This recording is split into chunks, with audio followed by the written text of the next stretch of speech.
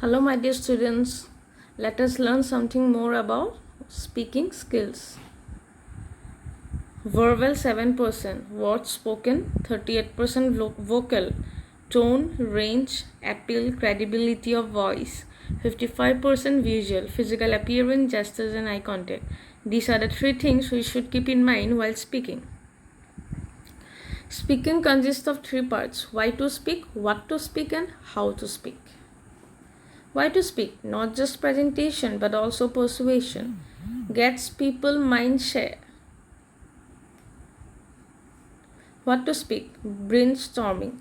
Individual brainstorming is the process of you getting your ideas out on paper, speaking with the format, introduction, body, and conclusion. Aiming to persuasion, being confident and passionate is the key for persuasion. Perfect clarity of thoughts. How to speak? Speak like a star. Star stands for situation, task, attitude, and result. 3 E's of speaking: entertainingly, effectively, enthusiastically. The human brain starts working the moment you are born and never stops until you stand up to speak in public. Kinds of speaking: situation in which we find ourselves: interactive, partially interactive, and non-interactive. Interactive speaking situations include face-to-face conversations and telephone calls, in which you are alternately listening and speaking, and in which we have a chance to ask for clarification, repetition, or slower speech from our conversation pattern. Some speaking situations are partially interactive, such as when giving a speech to a live audience, where the convention is that the audience does not interrupt the speech.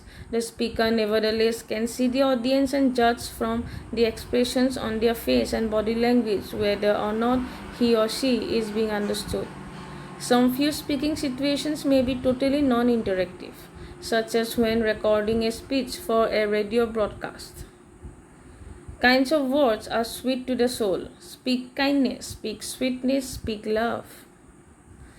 Public speaking, things you should not do. Reading directly from notes, turn back on audience, hands in pocket, no nervous gestures, talking too fast or talking too quietly.